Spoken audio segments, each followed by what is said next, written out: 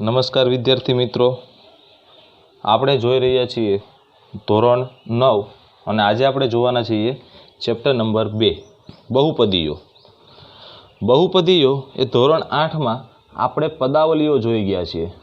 તો એ પદ કેવી રીતના બનતું હોય છે, એમાં ચલ કોણ હોય છે, અચળ કોણ હોય છે, એક પદ હોય છે, એકપદી, દ્વિપદી, ત્રિપદી હોય છે, એક ઘાત હોય છે, બે ઘાત હોય છે, ત્રણ ઘાત હોય છે, એ બધું જ આજે આપણે બહુપદીઓમાં જોવાના છીએ. આજનો લેક્ચર એ ખૂબ જ મહત્ત્વનો છે, કારણ કે આ જે ચેપ્ટર છે, ચેપ્ટર નંબર 2 બહુપદીઓ, એ ધોરણ 10માં ચેપ્ટર નંબર 2, ચેપ્ટર નંબર 3 અને ચેપ્ટર નંબર 4 આ ત્રણ ચેપ્ટરમાં આ બહુપદીનો ઉપયોગ થવાનો છે. અને એ સમયે આજે આપણે જોવાના છે ખૂબ જ બેઝિક છે અને ખૂબ જ અગત્યનું છે કે જો એ તમને નહીં ખબર પડે તો આગળ જતાં ધોરણ 10માં તમને ખૂબ જ તકલીફ પડશે. તો બહુપદી પહેલાં આપણે પદ જોઈ લઈએ. તો પદ એ હંમેશા શેનાથી બનતું હોય છે? તો પદ એ નોર્મલ એ ચલ અને અચલથી બનતું હોય છે. ચાલો, ચલ કોણ હોય છે અને અચલ કોણ હોય છે? તમને કોઈ એક પ્રશ્ન પૂછવો હોય અને એમાં તમને ચલ ઓળખવાનું કહે તો ચલ એ એથી લઈને ઝેડ સુધીના જે પણ મૂળાક્ષરો હોય એને આપણે આપણા પદમાં ચલ કહીશું. અને અચલ કે જેની સાથે ચલ ગુણાયેલો ન હોય તો એને શું કહેવામાં આવે છે? અચલ. જેમ કે આપણે એક ઉદાહરણ લઈ લઈએ કે 3x + 7. તો 3x + 7 આમાં હું તમને એમ કહું કે ચલ કોણ છે? તો ચલ એટલે આપણે મગજમાં ઉતારી દેવાનું છે કે એથી લઈને ઝેડ સુધીના મૂળાક્ષરોમાં, અંગ્રેજી મૂળાક્ષરોમાં આપણને જે કોઈ પણ દેખાય આપણા પદમાં તો એ આપણા માટે કોણ છે? ચલ છે. તો અહીંયા તમે જોશો તો એક્સ એ અંગ્રેજી મૂળાક્ષરમાં છે, તો એક્સ કોણ છે આપણા માટે? ચલ છે. બીજું છે કે ચલ સાથે જે પણ ગુણાયેલો હોય, જેમ કે ચલ સાથે ગુણાકારમાં કોણ છે? 3. તો 3 છે એ ચલનો સહગુણક છે. સહગુણકનો મતલબ કે એની સાથે ગુણાયેલો. સહ એટલે સાથે અને ગુણક એટલે ગુણાયેલો. તો ચલની સાથે જે ગુણાયેલો હોય તેને તે ચલનો સહગુણક કહે છે. માન લો કે હું +7 કહું તો 7, તો જેની સાથે ચલ ન ગુણાયેલો હોય, આની સાથે કોઈ પણ પ્રકારનો ચલ નથી, તો આ કેવો છે? અચલ છે. તો પહેલાં તો આપણે આ સમજી લેવાનું છે કે ચલ કોણ છે, ચલનો સહગુણક કોણ છે અને અચળ પદ કોણ છે. આપણે બીજું એક ઉદાહરણ લઈ લઈએ કે -7 - 5y. તો હું તમને એવું પૂછું કે ચલ કોણ છે? તો અહીંયા y તમને દેખાય છે, ચલ છે. ચલનો સહગુણક યાદ રાખજો કે ચલનો સહગુણક તો આ y છે એની સાથે 5 ગુણાયેલો નથી, એની સાથે -5 ગુણાયેલો છે. તો -5 એ આપણા માટે સહગુણક થશે. એક્સનો સહગુણક શું થશે? -5. અને અચળ, તો અચળ કોણ છે? -7. પ્લસ માઇનસમાં ભૂલ થશે તો જવાબ નહીં આવે, એટલા માટે ખાસ યાદ રાખજો કે જ્યારે માઇનસ હોય ત્યારે માઇનસ ગણવાનો જ છે. એટલે કે આ બંને ઉદાહરણ પરથી મને એવું લાગે છે કે તમને ખ્યાલ આવી ગયો હશે કે ચલ કોણ હોય છે, ચલનો સહગુણક શું હોય છે અને એમાં અચળ પદ કોણ હોય છે. હવે અહીંયા તમે જોશો તો 3x + 7, અહીંયા તમને 2 પદ દેખાય છે, કારણ કે આપણે ધોરણ 8માં વાત કરી હતી કે 2 પદો કે કોઈ પણ 2 પદો છે એને અલગ કરવા માટે પ્લસ અથવા તો માઇનસ વપરાય છે. તો આ બંને વચ્ચે તમે જોશો તો 3x અને 7 આ બંને વચ્ચે પ્લસ છે, તો આમાં કેટલા પદ છે? 2 પદ છે. તો આ 2 પદ છે એટલે આને દ્વિપદી કહેવામાં આવે છે. અહીંયા પણ તમે જોશો તો -7 અને 5y આ બંને વચ્ચે માઇનસ છે, તો આ બંને પદ પણ કેવા છે? અલગ અલગ છે. તો આ પણ કેવી છે? દ્વિપદી છે. તો પદ પરથી આપણે એના મુખ્યત્વે 3 ભાગ પાડીએ છીએ, એની વધારે પણ હોઈ શકે, પણ માની લો કે આપણને એવું આપ્યું હોય 3x, તો અહીંયા ચલ કેટલો છે? x છે. ચલનો સહગુણક કોણ છે? 3 છે. અહીંયા અચળ પદ નથી. તમને અહીંયા પૂછે કે અચળ અચળ પદ લખો તો અચળ પદ ન હોય તો શું લખી શકાય? શૂન્ય. ચલ કોણ છે? એક્સ. અને સહગુણક કોણ છે? તો 3. પણ તમે અહીંયા જોશો તો અહીંયા માત્ર આ એક જ પદ છે, તો આને કહેવાય એકપદી. દ્વિપદીના ઉદાહરણ આપણે અહીંયા જોઈ ગયા છીએ. માની લો કે આપણને એવું કીધું હોય 3x + 5y - 7, તો અહીંયા તમે જોશો તો આ એક પદ છે, આ બીજું પદ અને આ ત્રીજું પદ, તો આને કહેવાય ત્રિપદી. તો પદના આધારે આપણે એને જો અલગ અલગ પદાવલીને કરવી હોય તો એકપદી, દ્વિપદી, ત્રિપદી આ પ્રમાણે બતાવી શકીએ કે એમાં જેટલા પદ હોય એ પ્રમાણે તેને આપણે પદાવલીઓને અલગ કરી શકીએ કે એકપદી છે, દ્વિપદી છે, ત્રિપદી છે, એ પ્રમાણે આપણે બતાવી શકીએ. હવે આપણે વાત કરવાના છે કે બહુપદીઓની. બહુપદીઓ જે છે તો એમાં બહુપદીના મુખ્યત્વે આપણે 3 ભાગ પાડવાના છીએ: સુરેખ બહુપદી, દ્વિઘાત બહુપદી અને ત્રિઘાત બહુપદી. તો આના નામ જ એવું બતાવે છે કે આ કોના ઉપરથી આપણે ભાગ પાડશું? તો એની ઘાત પરથી. સુરેખ, દ્વિઘાત અને ત્રિઘાત. સુરેખ એટલે કે 1. તો જે બહુપદીમાં એક ઘાત હોય, મહત્તમ, યાદ રાખજો કે મહત્તમ એક ઘાત હોય તો એને સુરેખ બહુપદી કહેવામાં આવે છે. જે બહુપદીમાં મહત્તમ 2 ઘાત હોય એટલે દ્વિઘાત બહુપદી કહેવામાં આવે છે. અને જે બહુપદીમાં મહત્તમ 3 ઘાત હોય તો એને ત્રિઘાત બહુપદી કહેવામાં આવે છે. હું એક બહુપદી લઈ લઉં છું 3x + 5. તો અહીંયા તમે જોશો તો પદ 2 છે, તો પદ પ્રમાણે આ દ્વિપદી છે, પણ ઘાત પ્રમાણે જોશો તો હંમેશા યાદ રાખવાનું છે કે આપણે હંમેશા ચલની ઘાત જ જોવાની છે. ચલની ઘાત અહીંયા કેટલી છે? ચલ કોણ છે પહેલાં તો એ સમજી લઈએ. એક્સ એ આપણો ચલ છે, ચલની કંઈ ઘાત નથી એટલે એક ઘાત હશે, તો આ કેવી થઈ ગઈ? સુરેખ. હું તમને બીજું અહીંયા એક્ઝામ્પલ આપું કે 3x² + 7x - 1. તો અહીંયા તમે જોશો તો આ દ્વિઘાત છે. શા માટે છે? તો પહેલાં આપણે ચલ જોશું. અહીંયા ચલ છે અને અહીંયા ચલ મળે છે, તો 2 ચલ છે આપણી પાસે, બંને ચલ x જ છે, એટલે કે આ એક જ ચલવાળી છે. યાદ રાખજો કે અહીંયા ચલ તમને x² x આ બંને આપેલા છે, પણ બંને x જ છે, એટલે કે આ એક ચલવાળી છે. આ પ્રશ્ન પણ આપણે સ્વાધ્યાયમાં છે. અહીંયા તમે જોશો તો અહીંયા શું છે કે x ચલ છે, તો ચલ અહીંયા પણ છે અને અહીંયા પણ છે, પણ અહીંયા ચલની કેટલી ઘાત છે? 1 ઘાત છે, અને અહીંયા ચલની 2 ઘાત છે. તો આખી જે બહુપદી છે એમાં મહત્તમ ઘાત કેટલી છે? 2. તેથી આ દ્વિઘાત બહુપદી છે.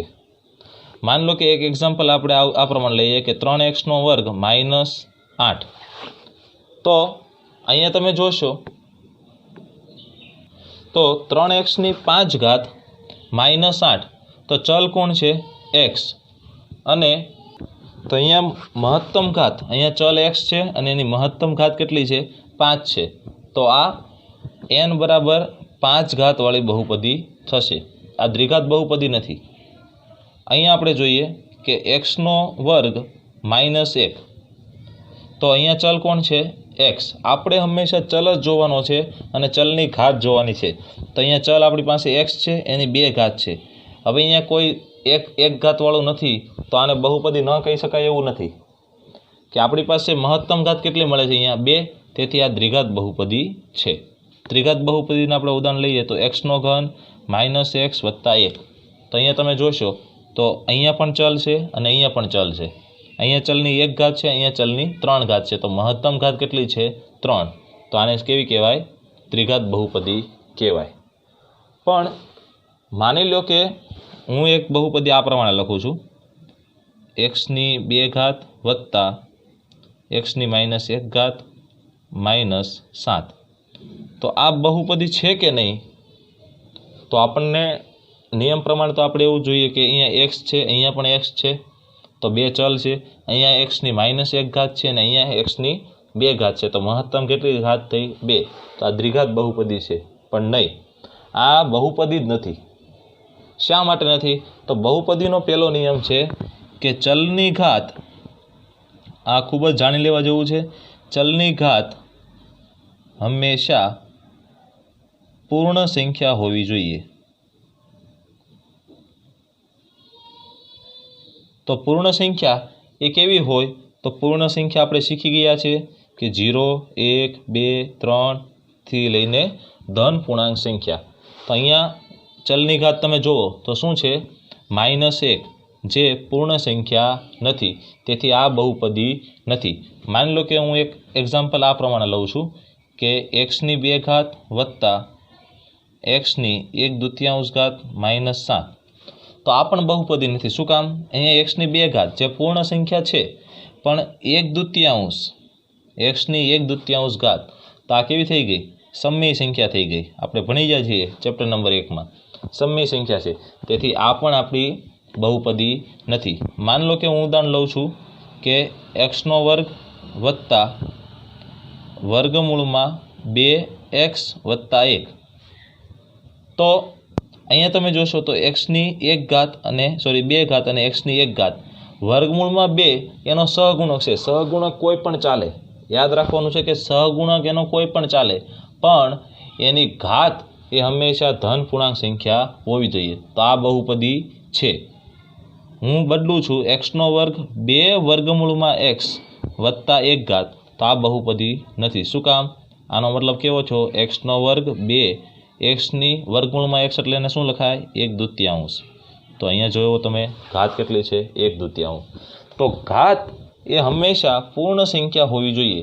સહગુણક, અચળ એ કોઈ પણ ચાલે, પણ ઘાત એ હંમેશા કેવી હોવી જોઈએ? પૂર્ણ સંખ્યા હોવી જોઈએ।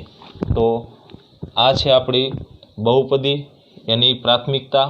હવે આપણે જે સ્વાધ્યાય 2.1 જોવાના છે એ ખૂબ જ સરળ છે, અને જે આપણે પ્રાથમિકતા જોઈ એ તમે સમજ્યા હોય તો તમને ખૂબ જ સરળ લાગશે। તો જોઈએ આપણે સ્વાધ્યાય 2.1। તો સ્વાધ્યાય 2.1માં પ્રશ્ન નંબર 1 છે કે નીચે આપેલી અભિવ્યક્તિ પૈકી કઈ બહુપદી એક ચલવાળી છે અને કઈ એક ચલવાળી નથી? એ તમારા જવાબનું તમારે કારણ આપવાનું છે। તો પહેલું છે 4x³ -3x વત્તા 7। પહેલાં તો અહીંયા ચલ જોઈ લઈએ, કોણ કોણ છે? આ બે જગ્યાએ આપણને ચલ દેખાય છે। બંને ચલ કેવા છે? સરખા છે, તેથી આ એક ચલવાળી છે। તો આ એક ચલવાળી બહુપદી છે। ત્યાર પછી અહીંયા તમે જોશો તો અહીંયા ચલવાળી બહુપદી કોણ છે? આ ચલ કોણ છે? અહીંયા y, બરાબર। અહીંયા વર્ગમૂળમાં 2 છે, તો આ કોણ છે? આની સાથે કોઈ પણ ચલ ગુણાયેલો નથી, એટલે આ અચળ છે। તેથી આપણને અહીંયા ચલ કોણ મળે છે? માત્ર y, એની ઘાત ગમે એટલી હોય એ ચાલશે। તો આ પણ કેવી છે? એક ચલવાળી બહુપદી છે। અહીંયા તમે જોશો તો t અને અહીંયા પણ t દેખાય છે, તો અહીંયા પણ t છે અને અહીંયા પણ t છે, તો થયો તો એક જ ચલ, પણ આ બહુપદી જ નથી। શા માટે નથી? તો અહીંયા t² આ યોગ્ય છે, પણ આ tની વર્ગમૂળમાં t એટલે શું થઈ જશે? t²। તો ચલની એ ઘાત હંમેશા કેવી હોવી જોઈએ? પૂર્ણ સંખ્યા, અને આ સંખ્યા કેવી થઈ ગઈ છે? સમય સંખ્યા, તેથી આ બહુપદી જ નથી। એટલે એક ચલવાળી કે એક ચલવાળી નથી એનો પ્રશ્ન જ નથી ઉઠતો, કે અહીંયા આ જે બહુપદી જ નથી એટલે એ એક ચલવાળી પણ છે નહીં। અહીંયા જોશો તો y અને y, તો અહીંયા પણ ચલ એક જ છે, પણ આ પણ બહુપદી નથી। કેમ કે ધોરણ 8માં આપણે ઘાત અને ઘાતાંકના નિયમો જોઈ ગયા। તો y વત્તા જો y² એ છેદમાં હોય એને હું અંશમાં લાવું તો શું લખાશે? 2y−1। આપણને ખબર છે કે અંશને છેદમાં કે છેદને અંશમાં લઈ જઈએ ત્યારે ઘાતની શું થઈ જાય? નિશાની બદલી જાય।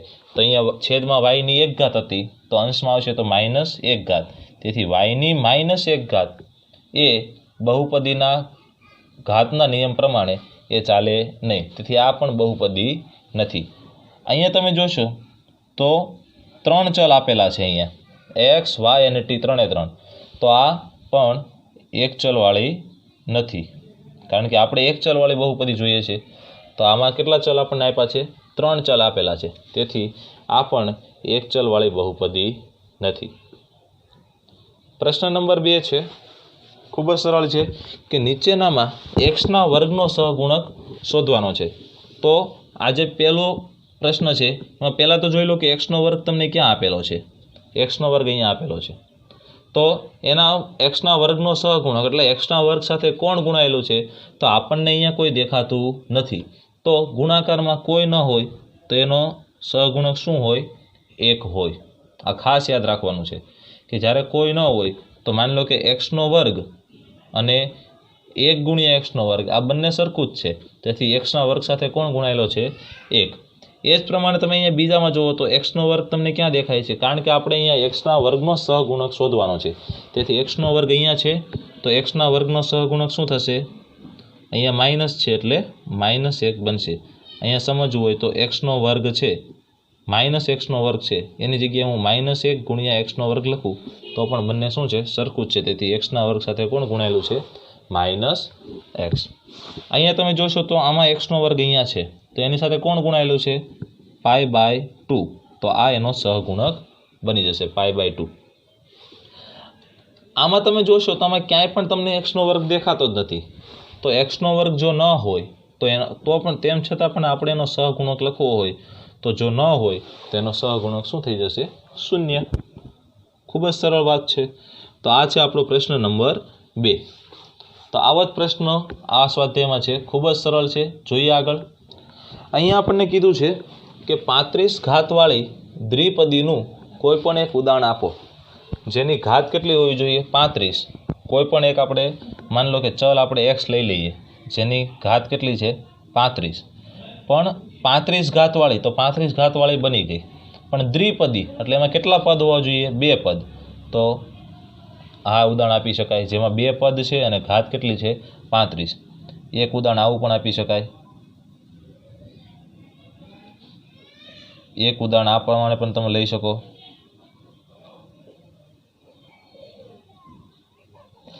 જેમાં તમે બધામાં જોશો તો 35 ઘાતવાળી તમને મહત્તમ ઘાત કેટલી છે, 35, તો 35 ઘાતવાળી દેખાય છે અને 2 પદો દેખાય છે। આવા અસંખ્ય ઉદાહરણો તમે આપી શકો। બીજું શું છે, 100 ઘાતવાળી એક પદીનું ઉદાહરણ આપો, તો 100 ઘાતવાળી માની લો કે t ની 100 ઘાત હું લઉં છું, તો t ની 100 ઘાત એટલે 100 ઘાતવાળી થઈ ગયું, અને એક પદી જેમાં એક જ પદ હોય તો આ પોતે એક પદ છે। એક ઉદાહરણ તમે આવું પણ લઈ શકો, એક ઉદાહરણ તમે આવું પણ લઈ શકો। તમે જોશો તો બધામાં ચલની ઘાત કેટલી છે, 100, એટલે 100 ઘાતવાળી થઈ ગઈ, અને બધામાં પદ કેટલા છે, એક જ છે। તમે આવું પણ ઉદાહરણ લઈ શકો જેમાં ઘાત કેટલી હોવી જોઈએ, 100, અને પદ કેટલા હોવા જોઈએ, માત્ર એક જ। તો આ થઈ ગયું 35 ઘાતવાળી દ્વિપદી અને 100 ઘાતવાળી એક પદીના ઉદાહરણ। આમાં તમારે જેટલા ઉદાહરણ જોતા હોય એટલા તમે લઈ શકો। પ્રશ્ન નંબર 4 છે, એ પણ સરળ છે કે નીચે આપેલી બહુપદીનો ઘાત જણાવો। તો આપણે હંમેશા ઘાત કોનો હોય, તો ચલનો હોય। તો અહીંયા જોઈ લઈએ, પહેલા પ્રશ્નમાં ચલ ક્યાં છે, 3 જગ્યાએ આપણને ચલ દેખાય છે। તો આની 1 ઘાત છે, આની 2 ઘાત છે, અને મહત્તમ ઘાત કેટલી છે, 3, એટલે આની ઘાત કેટલી થઈ જશે, 3। અહીંયા તમે જોશો તો ચલ ક્યાં છે, માત્ર અહીંયા જ છે, આપણે તો માત્ર ચલની ઘાત જોવાની છે। મહત્તમ ઘાત કેટલી છે, 2। અહીંયા ચલ ક્યાં છે, t છે, તો tની મહત્તમ ઘાત કેટલી છે, 1, તો અહીંયા 1 થશે। અહીંયા તમે જોશો તો ચલ જ નથી, ચલ ના હોય તેની ઘાત શું થઈ જશે, 0। ખૂબ જ સરળ છે, બરાબર। આપણે છેલ્લો પ્રશ્ન જોઈ લઈએ અને આ સ્વાધ્યાય આપણે પૂર્ણ કરીએ। આ પણ સરળ છે। આ આપણે પ્રાથમિકતા જ્યારે આપણે સમજાતા પ્રસ્તાવના ત્યારે પણ આપણે જોઈ ચૂક્યા હતા કે નીચે આપેલી બહુપદીમાંથી સુરેખ, દ્વિઘાત અને ત્રિઘાત બહુપદીને વર્ગીકૃત કરો। તો આપણે અહીંયા જે આપેલી છે એમાંથી આપણે કહેવાનું છે કે આ દ્વિઘાત છે, ત્રિઘાત છે કે સુરેખ છે। તો એ નક્કી કોણ કરશે, તો આપણને ખબર જ છે કે નક્કી કરશે એ ચલની ઘાત। તો ચલ આ બંને ચલ જ છે, તો મહત્તમ ઘાત જેટલી હોય એ પ્રમાણે આપણે એને વર્ગીકૃત કરશું। તો અહીંયા તમે જોશો તો એક્સની 1 જ ઘાત છે અને અહીંયા એક્સની 2 ઘાત છે, તો મહત્તમ ઘાત થશે 2। તેથી આ કેવી છે, દ્વિઘાત બહુપદી છે। અહીંયા તમે જોશો તો બંને ચલ છે, મહત્તમ ઘાત 3 છે, તેથી આ કેવી બનશે, ત્રિઘાત બહુપદી બનશે। અહીંયા ચલ કોણ છે, આ બંને ચલ છે, અહીંયા ચલની ઘાત 1 છે, અહીંયા 2 છે, તો મહત્તમ ઘાત 2 થઈ, તેથી આ દ્વિઘાત સમીકરણ બનશે. અહીંયા ચલ 1 જ છે અને એની ઘાત કેટલી છે 1, તેથી આ કેવું બનશે? સુરેખ સમીકરણ બનશે. અહીંયા ચલ ટી છે, યાદ રાખવાનું છે કે એ થી લઈને ઝેડ સુધીના જે આપણા મૂળાક્ષરો છે એ જ્યાં હોય એ આપણા ચલ બનશે. તો અહીંયા ચલ ટી છે, ટીની 1 ઘાત છે, તેથી એ કેવી બનશે? સુરેખ બહુપદી બનશે. અહીંયા ચલ કોણ છે? આર છે, આરની મહત્તમ ઘાત 2 છે, તેથી આ કેવી બનશે? દ્વિઘાત બહુપદી બનશે. ચલ અહીંયા માત્ર એક્સ જ છે, એક્સની 3 ઘાત છે, તેથી આ ત્રિઘાત સમીકરણ બનશે. યાદ રાખજો વિદ્યાર્થી મિત્રો, આ ચેપ્ટર એ ખૂબ જ અગત્યનું છે ધોરણ 10 માટે, કારણ કે ધોરણ 10માં ચેપ્ટર નંબર 2, 3 અને 4 આ 3 ચેપ્ટર થઈને બહુપદીઓ પૂછાય છે, જે 80 માર્ક્સના પ્રશ્નપત્રમાંથી 12 માર્ક્સનું આપણને પૂછાતું હોય છે, 12 થી 15 માર્ક્સનું. તો ખાસ ખૂબ જ મહત્ત્વના છે આ ચેપ્ટર અને ખૂબ જ સરળ પણ છે કે ચલ કોને કહેવાય, ચલનો સહગુણક કોણ હોય, એ બહુપદી છે કે નહીં, એ દ્વિઘાત છે, ત્રિઘાત છે, સુરેખ છે, આ બધું જ સમજવા માટે આ પહેલું જે સ્વાધ્યાય છે ખૂબ જ અગત્યનું છે. કારણ કે આ ખબર હશે તો આપણે આગળ સરળતાથી આનું સોલ્યુશન આપણે આપી શકશું. તો નવા સ્વાધ્યાય સાથે આપણે ફરીથી મળીએ, નવા ટોપિક સાથે. અને હું એવી આશા રાખું છું કે આ વિડીયો તમને ખૂબ જ ગમ્યો હશે, તો તમે તમારા વિદ્યાર્થી મિત્રો સાથે શેર કરો કે જેથી કરીને એ પણ આના દ્વારા એ ઘરે બેઠા ભણી શકે. તો નવા ટોપિક સાથે અને નવા સ્વાધ્યાય સાથે આપણે ફરીથી મળીએ. નમસ્કાર.